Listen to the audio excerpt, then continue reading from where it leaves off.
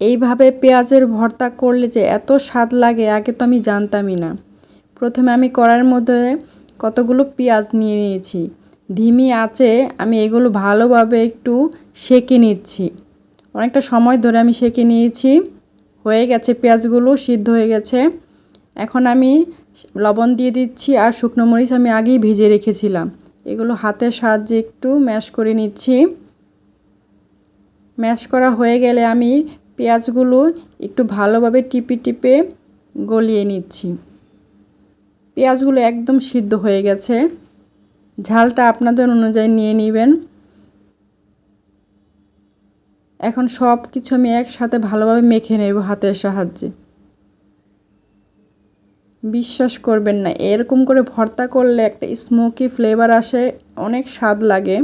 ভর্তাটা আমি কখনো তৈরি করে খাইনি, এবার প্রথমবার খেয়েছি, দারুণ লেগেছে আমার কাছে।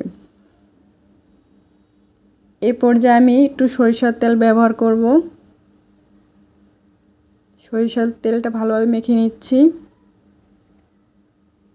আপনারা চাইলে বাসায় ট্রাই করে দেখতে পারেন। ভর্তাটা আসলে অনেক দারুণ মজাদার লেগেছে আমার কাছে।